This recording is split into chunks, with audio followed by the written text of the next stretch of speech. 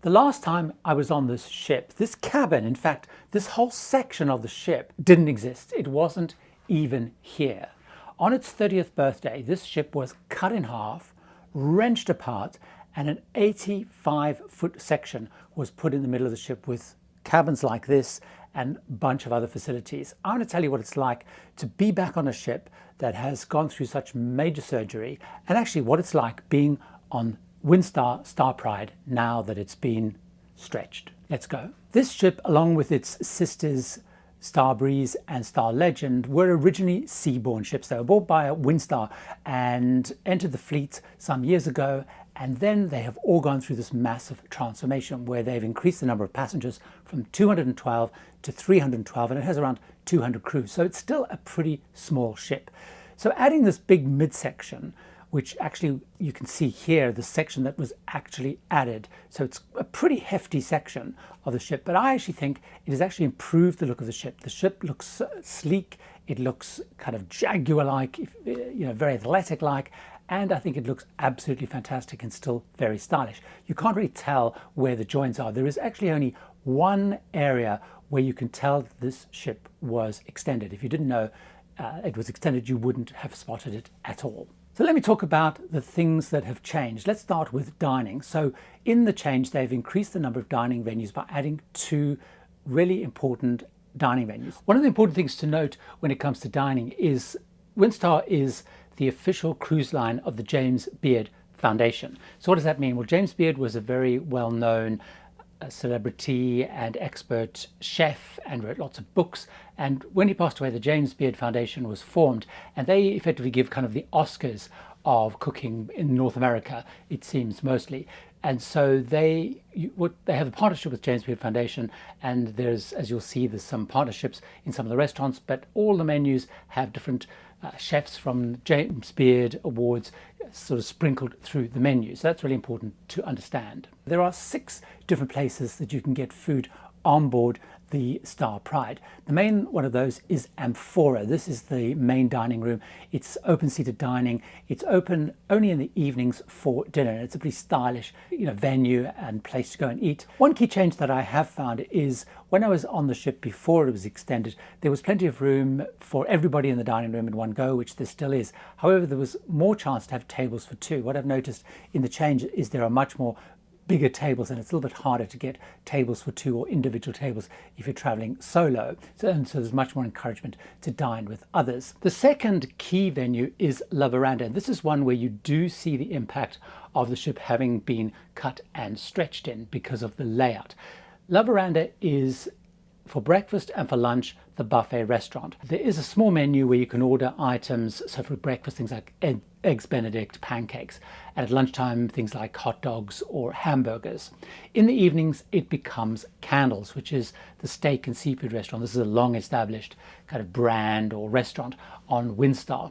So it has pretty good steaks, pretty good seafood, pretty much as you'd expect with your sides of fries and onion rings, that kind of stuff.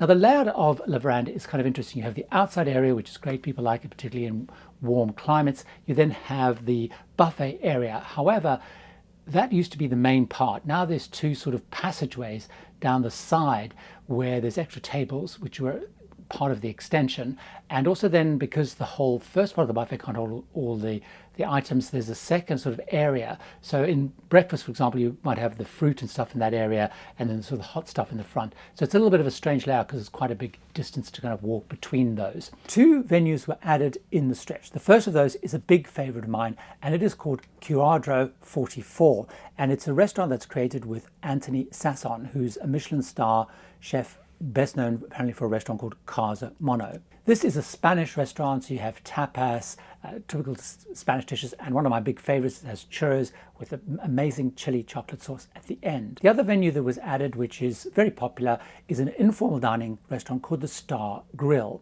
And the Star Grill, again, has a partnership with a chef called Stephen Rachlin, who is billed as a global grilling authority, whatever that means. So this is open mostly for lunches. You can get your burgers, your informal kind of dining here.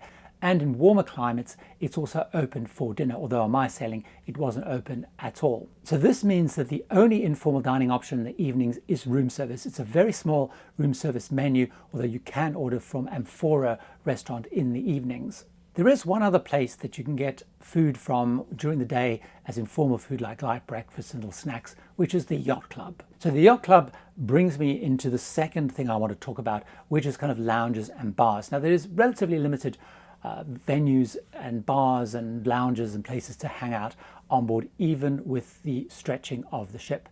In fact, there is no increase in those. The main lounge is called Compass Rose, which is interesting because that's the name of the restaurant, the main dining room on Regent Seven Seas. Anyway, Compass Rose is a much bigger venue than it used to be, and they've made it bigger by getting rid, unfortunately, of the casino, which I really did miss on this sailing. Compass Rose is where they'll do the evening sort of entertainment, so you'll have live music in here and some of the parties will be in here.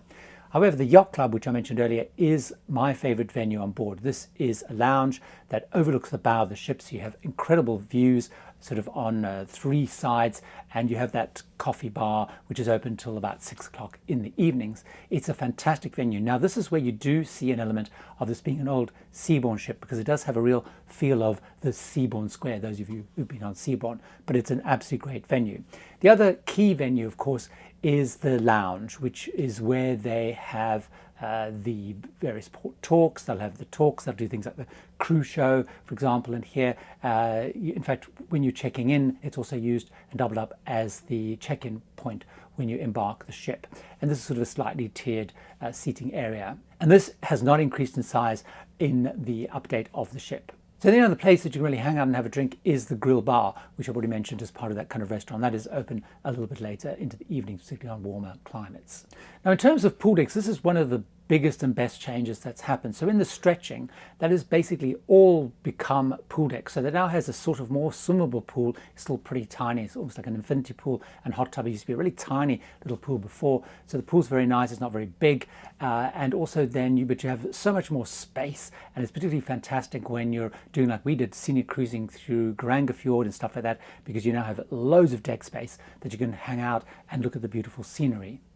There is also a hidden venue which many people miss, which is on deck 5, right at in the front and the bow of the ship, where there's the hot tub and a really nice deck. And this is fantastic, you know, for doing scenic sailing or when you're sailing out of port and stuff, because it's really fantastic to be there. So when we started out of Edinburgh, for example, I was able to watch the tugs pull us out. A couple of other interesting venues that they have is just near the main lounge, is they have what's called the viewing room. So they do have a couple of seats, comfy seats in here where they run movies, although you can actually watch them on the television anyway in your room. And this is where they'll have unhosted bridge, or on my particular setting, they actually had some mahjong classes which were hosted. In terms of other recreation, of course, there's a fitness center and spa. Now, the fitness center is significantly bigger than when I was on here before. There is two slightly unusual things about the spa and the fitness center. First of all, the fitness center has no bicycles, so it only has running machines and cross trainers. So I thought it was really strange not having bicycles, particularly if you think about the profile of people. And secondly, across the ship, the ceilings are pretty low. You might have noticed that when I did this intro. And so actually, where the cardio machines are, they've built a little indent into the ceiling so tall people like me don't bash our heads on the ceiling. The spa, of course, has all the usual, the treatment rooms, has quite a big hairdressing, nail salon, barbers. One of the other big features on board, which is unusual and great, is an open bridge. So the bridge is open. It's only closed really when you're going in and out of port, but you can go in there pretty much any time and chat to the crew on the bridge, the captain, the staff captain, whoever's on there. And that hasn't changed, and that's a real big plus about this ship. Of course, you're going to have your guest services, your destination services, and your future sales, and they're all in this atrium area. Now, those of you who've been on Seabourn will recognize this as kind of almost, again, another Seabourn icon, because it has that circular staircase which they've maintained. And every time I come in, I do feel like I'm on a Seabourn ship. I would say, though, that with the stretch of the ship and the updating of the decor, this feels much less like a Seabourn ship than when I was on the first time. Another key facility, of course, is the shop. The shop actually was created in the stretch because this was where actually some of the lifeboats used to go, apparently. So now you have a shop which is, again, a slightly strange layout. It sells all the usual stuff, your jewelry and branded items, that kind of stuff. And in fact, on the other side is where you've got the Cowdoe 44 restaurant, which also used to be where there were lifeboats.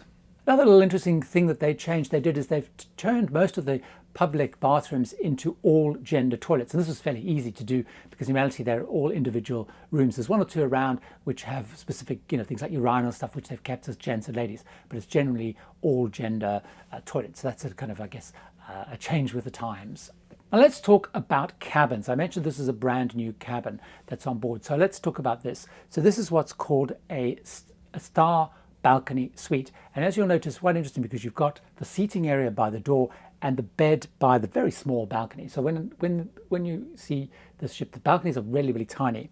So I haven't decided whether I like the bed being by the window or not. So I'd be interested to know what you think. Now in some of the older cabins, it's the other way around. So you do have everything on the ship from porthole cabins right down low, which have very small portholes, to more traditional ocean views, and then you have these cabins which are the bulk, which have either full windows or these little mini balconies. One of the things that I do absolutely love about the cabins is they don't have interconnecting cabins. What they have is a door, and then you have a sort of a V shape with the doors to each cabin in. So even if you want to share with people, you don't have a cabin door right between you. They're kind of with noise seeping in. So it's really fantastic. I'm obsessed with interconnecting doors into other cabins, but this is a great solution. It probably does take a little bit of space in the cabin, but it really does make a massive, big difference. So I really like that on the ship, a big plus. And they didn't change that in the stretch with the new cabins. And although this ship is 30 years old, in terms of the updates they've done, which included things like new engines, new generators, new bathrooms in all of the cabins, this ship doesn't feel old at all. It feels very fresh. There's a few little design things around that probably are a little bit dated. So overall, I think the change has been a really good one. And one of the fun things to do is to spot where the cuts were. And it's pretty difficult, but I did find them, as I showed you earlier on. If you would like to know more about cruising on Windstar, watch this video where I dive into who I think Windstar is for, who it isn't for, and why, because the reason why it's not for everybody may surprise you. In fact, all three ships which Windstar bought from Seabourn, Sea Pride, Sea Legend, two venues were added in the stretch. The first of those is actually one of my favorites, which is a restaurant called Cowdoe 44. Let me just check the name of that. Cowdoe. The first of those is a big favorite of mine, and it is called Cowdoe 44. And it's a restaurant that's created with Anthony Sasson, who's a Michelin star chef, best known apparently for a restaurant called Casa Mono. So first of all, you have Compass Rose, and one change they did. Sorry, I got the wrong life track.